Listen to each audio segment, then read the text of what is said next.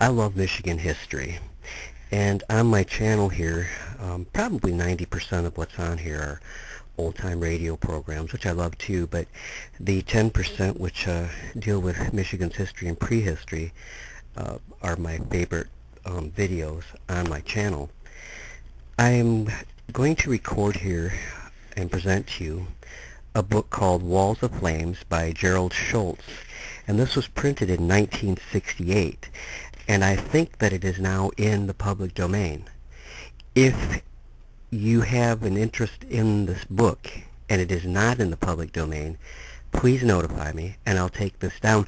Otherwise, I think a lot of people will enjoy what this book says, especially living in Michigan today and looking around Michigan. It's hard to believe that what's going to be read to you from this book could have ever taken place here. So with that said, I'm going to start here with the preface from the book, Walls of Flames. Walls of Flames is a history of the Michigan forest fire of September 1881. Eyewitness accounts were purposely used because they have qualities that a secondary narrative cannot achieve. They make this awesome event more vivid and more real. For the most part, this book is based on primary source materials. Much of the material and many of the eyewitness accounts were taken from the columns of newspapers. With the exception of the New York Tribune, all newspapers were published in Michigan. These newspapers included the Saginaw Daily Courier of East Saginaw, the Detroit Free Press, the Port Huron Daily Times, the Huron County News of Port Austin, the Sanilac Jeffersonian of Lexington, the Huron Times of Sand Beach, the Cass City Enterprise, the Evening News of Detroit, Bay City Daily Tribune, Evening Press of Bay City, and Morning Call of Bay City, as well as the Detroit Post. Another important source of information is the Report on the Michigan Forest Fires of 1881 prepared by Sergeant William O. Bailey under the direction of General W. B. Hazen. Bailey, who was in charge of the Port Huron station of the Signal Corps U.S. Army, traveled over the entire burned area and gathered information about the fire. Additional sources of significance are the letters written by Major Mark J. Bunnell and J. B. Hubble to Clara Barton, the report of the Fire Relief Commission signed at Detroit on December 7, 1882, and the report of the Port Huron Executive Committee for Relief made on June 12, 1882. I am indebted to Paul D. Sony of Bad Axe, Michigan, for his critical reading of the manuscript. Mayor Mathis, Director, Office of the Administrative Analysis. Chapter 1. A Forest Wilderness. In 1800, the Saginaw Valley and the area between Lake Huron and Saginaw Bay, known as the Thumb of Michigan, was a dark, dense, and swampy forest wilderness. The forest was made up of white pine, oak, elm, beech, maple, hemlock, ash, hickory, and other trees.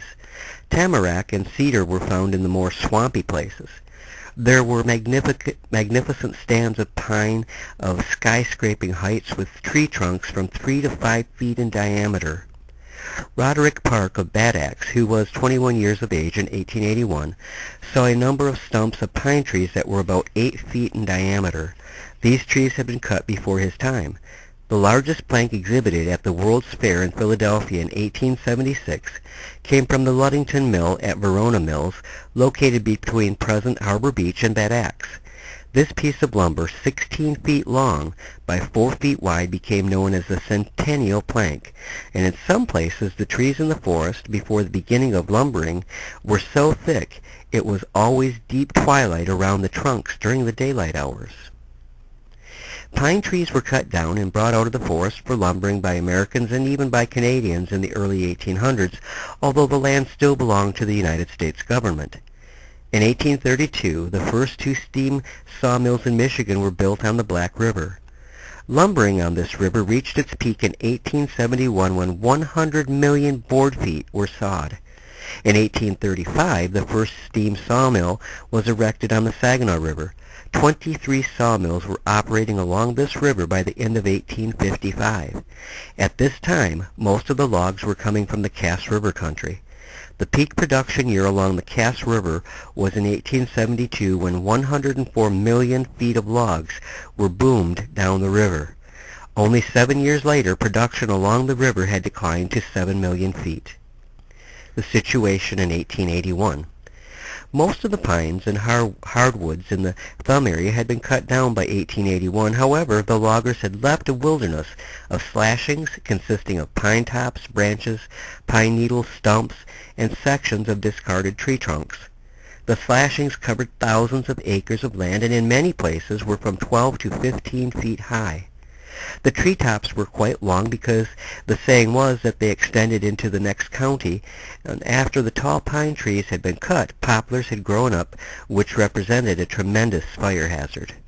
Windfalls, which resulted chiefly from the fires that swept across Michigan, including the Thumb area, in October 1871, covered extensive areas of land. After the forest fire of 1871, a man from Port Huron walked for more than a mile on the trunks of fallen trees without ever touching the ground. These massive heaps of dead timber were more easily cleared than green timber. Settlers who needed more land for planting crops set fire to the windfalls and hoped for a good burn. This was a foolish action because the summer had been unusually hot and the slashings and windfalls were tinder dry. For 2 months there had been little or no rain. At Port Austin, the Huron County News of September 9, 1881 reported that houses and barns with the dangerous windfall within a few rods of them were everywhere to be met with. Villages have permitted these fire traps to remain all these years near enough to their borders to throw burning brands upon houses. Most of the streams had dried up and even the swamps had become burnt to a hard clay by the sun. The Daily Morning Call, a newspaper published at Bay City, described the Thumb area as dry as a man after eating salt mackerel. A letter written in Detroit on September 3, 1881 states that the dreadful drought now affecting Michigan can only be fully realized by steaming down the lake shore.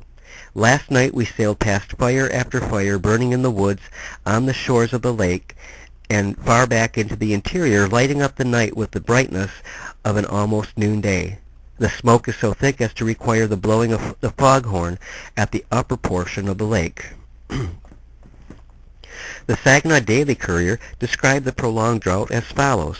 For a good 8 weeks past, the rains had been very light, and the showers, while gratefully received, did considering the great quantities with which the thirsty earth demands, comparatively little good. The rainfall has been much below the average, and the heat rather above average. For days, the anxious farmer has eagerly scanned the heavens in order to catch a glance of a hopeful small cloud as large as a man's hand, and for days and days disappointment has been the only reward. In fact, the state of affairs at present may be summed up in 3 words: rain or ruin. At the time the issue of the newspaper was printed, it was not known that walls of flames had swept across the Thumb area of Michigan. Forerunners of disaster. More than a month before furious winds drove walls of flames across the Thumb, newspapers reported fires in the woods of Saginaw Valley and the Thumb area. On August 5th, a fire, fanned by a severe windstorm, raced toward the village of Bad Axe. The tremendous clouds of smoke and flames caused great excitement among the people. A criminal trial at the courthouse ended with abruptness as everyone hastily left the courtroom. People ran for their homes, but suddenly the direction of the wind changed and stopped the ruining fire. Early in August, fires were burning near West Branch along the Mackinac Division of the Michigan Central Railway. Near the middle of August, large forest fires in the west and southwest were plainly visible from the weather station at Port Huron. And on September 1, 1881, heavy fires occurred east and south of Mayville. In spite of the destruction and horrors caused by the fires, people were impressed by their awesome aspects. One reads in the Port Huron Daily Times of September 1, 1881, that the fires in the woods east and west of Capac presented a grand appearance, and the Saginaw Daily Courier of September 6, 1881, reported that at 2:15 this morning the fire could be distinctly seen from Genesee Avenue looking eastward, great volumes of flames and smoke rolling up against the sky, presenting a spectacle of lurid grandeur. The following day, the same newspaper observed that when the train from St. Louis, Michigan was traveling to Saginaw on Monday night, fires were raging on both sides of the track from Breckenridge eastward for 21 miles. The scene was one of grandeur. The smoke gave the appearance of distance from the burning hemlocks from whose branches the flames were playing, and the appearance was much the same as looking up to a burning mountain. At this time, Sergeant William O. Bailey was in charge of the Port Huron station of the Signal Corps of the U.S. Army, now the United States Weather Bureau. After the horrible fire of September 5th, he traveled by foot, horseback, and buggy all over the area ravaged by the fire, and interviewed many survivors of the disaster. He writes that the first important conflagration began on the 31st of August. The original fire had started in Lapeer County, and it spread northeastwardly along the valley of the south branch of the Cass River into Marlette, a township in the southwestern part of Sanilac County. The fire advanced northward, spreading through the center of Marlette Township. It traversed the forest as far north as Moore, then changed its course and spread in the direction of Custer and Watertown townships. It reached the village of Sandusky at about 2 o'clock in the afternoon. There it destroyed 3 buildings, a church, a school, and a dwelling. From Sandusky it went northeastward, raged through the swamps west of Black River, crossed that stream, and at 4 o'clock burned a part of the village of Deckerville. Thence the fire swept through the forests and slashings of Marion and Bridgehampton townships. A change in the direction of the wind stopped the fire. 2 days later, a blaze destroyed a number of houses, barns, and other buildings in Carsonville and its vicinity. On Sunday, September 4, fires ran through the fields along the Mackinac Road within 2 miles of Saginaw. Fires had been burning around Cass City for 2 weeks, but on Sunday a strong wind began to fan the smoldering embers into hot and hissing flames. The Cass City Enterprise of September 8, 1881, reported that during Sunday and the 2 following days the excitement in the village was terrible. That same Sunday, a fire 10 miles west of Bad Axe was out of control. Forest fires fanned by furious winds. On Monday morning, September 5th, hundreds of local fires were burning in the Saginaw Valley and in the Thumb area. However, most of the settlers were unaware of any danger. As a result of the many fires, it was very hot. People followed their usual pursuits. Farmers worked in their fields, and businessmen went to their stores, shops, and offices. Women did their weekly washing, and schools opened at Cass City, but it was dismissed because of dense smoke. Roderick Park writes that on Monday morning, September 5th, the people of Bad Axe arose to another day much the same as they had been experiencing during the summer months. To be sure, there were danger signals out, a haze of white smoke over the village, the odor of burning willow brush in the air, the sun a red ball, but this was a pattern of conditions which had prevailed for weeks. Old-timers were reminding us that the sun looked as it had for weeks before the Great Fire of 1871 swept through the area. But there had been just such dry spells through the years, many of them, and nothing had happened. Then came these terrible winds of hurricane proportions. One came from the southwest, and as it advanced in a general northeasterly direction, it became stronger and stronger. The wind tore roofs from houses and barns, knocked down large trees, and overturned log cabins, lifted men and women from their feet and threw them back violently to the ground in some cases, seriously injuring them. The wind rolled large boulders along the ground as if they were pebbles. In the southeastern part of Huron County, it hurled a wagon weighing 1,000 pounds, 240 feet across a railroad track. Bailey states that poplars from 6 to 9 feet high were beaten down flat or broken off about 1 foot from the roots. The wind fanned the existing fires and soon drove walls of flames across the land. Horses that galloped before the flames were overtaken by them and left roasting on the ground. One family, consisting of a husband, wife, and son, tried to run away from the fire in a one-horse wagon, but the fire overtook them, and they all perished. Intense darkness. Intense darkness preceded the running fire. The darkness is described by a number of eyewitnesses. At, at Sand Beach, now Harbor Beach, the Huron Times observed that Monday afternoon of this week was one which will be remembered by the inhabitants of this village and the surrounding county as long as they live. Our pencil cannot give even a faint idea of the horrors of that hour, and the remembrances of the occurrences will ever cause the strongest heart to quail. About 1 o'clock, a strange darkness as black as that of midnight had settled down upon the devoted village. Indeed, without any exaggeration, it was impossible to see one's hand before his face. We have never seen the darkness of a night which exceeded it.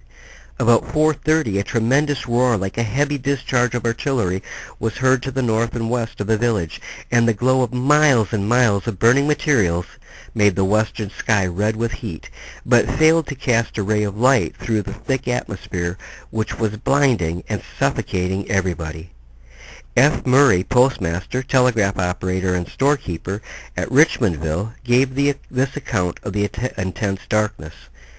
On Monday morning, fires were visible to the westward, there being then a slight breeze, but all this died away by 10 o'clock, and there was then no smoke whatever. Soon afterwards it commenced growing dark, and by 11 o'clock lamps were lighted. This darkness was not caused by smoke, nor was it the darkness that comes from heavy clouds, but it was a quick-coming darkness of nightfall.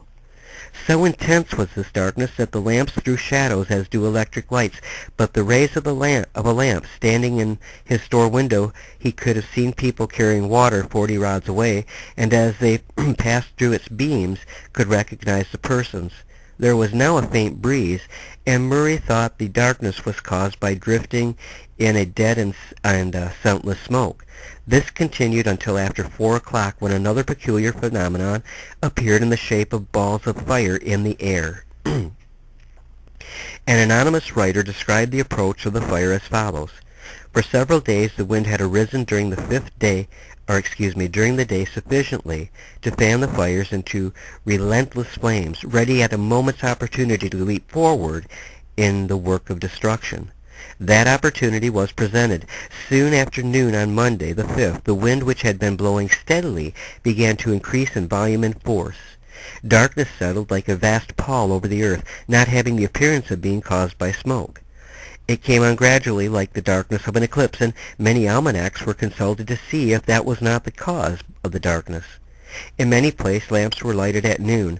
A little later Egyptian darkness prevailed. The wind became a gale, then a tornado, and in the midst of the darkness the flames rushed upon their victims with a rapidity that nothing could withstand. The gale seems to have raged on with great fury in the northern part of Sanilac and southern part of Huron County. In some places in these localities it seemed almost as though the scene of Sodom and Gomorrah were reenacted, and that the heavens rained fire. Survivors from the burnt districts described the scene as bordering upon the supernatural. The fire did not move from building to building in the usual way, but while the people were speculating as to the cause of the intense darkness, they were suddenly overwhelmed by a billow of fire that rushed upon them from out of the darkness, and enveloped whole towns in flames almost in the twinkling of an eye. The editor of the newspaper at Minden, now Minden City, reported that by noon Egyptian darkness prevailed. It was darker than the darkest night we ever saw. Objects could not be distinguished a foot distant. Another resident of Minden related his experiences, saying that the smoke began to roll over us about 10 o'clock. At noon we had to light our lamps to even eat our dinners. At 3 o'clock we had to light lanterns to see in the streets. At times the darkness was so intense that we could not see anything, and then occasionally everything would be lighted up by a red glare that would give the buildings and trees the appearance of red blood. William T. Bope of Bad Axe, who was in Parisville at the time of the Great Fire, reported that it grew so dark at Zinger's Hotel that they were obliged to light lamps. To the south the sky was black, and to the north it was reddish-yellow. George W. Jenks was returning to Sand Beach from Bad Axe on that fatal Monday. It grew so dark that he could no longer see his horse nor the white clay road on which he was traveling. He laid the lines down and let the horse find the way home, which it did. The Huron County News concluded that the darkness was the cause for the great loss of life. Many people thought the world was indeed coming to an end, and in the confusion and darkness, they were just as likely to go right into the thickest of the brush as they were to go into the open fields. Trains stopped by fires. Late in August, a train on its arrival at Sand Beach brought the startling news of fire on both sides of the track between Minden and Downing. Then another train brought evidences of the fire on the cars. Conductor John Madden reported the heat as perfectly stifling. For miles, ties, telegraph poles, and fences were completely destroyed. Porter's Station, a hamlet between Saginaw and St. Louis, was burning as a train from St. Louis, Michigan to Saginaw passed it. The same day, September 5th, a train leaving Vassar for Cairo returned without reaching its destination on account of the fire. The locomotive and cars of several trains arriving at Saginaw were scorched. Early Monday afternoon, the train on the Port Huron and Northwestern Railroad encountered a fire just north of Deckerville, through which nothing could live. In the meantime, a fire had closed in behind the train. Fortunately, the train ran through this fire before the culverts burned and the rails had been warped. It took the train about a day to reach Croswell, a distance of some 25 miles. Many miles of tracks were destroyed at Deckerville, and for a time the only means of communication between Port Huron and the Upper Thumb area was by boats along the shore. Ira Humphrey, mail carrier between Marlette and Bad Axe, was warned by people not to continue on his route to Bad Axe, but he was determined to go on because he was carrying the United States mail. 16 miles north of Marlette, he was consumed by the fire together with his buggy full of mail. We'll continue in part 2 with area and nature of the fire.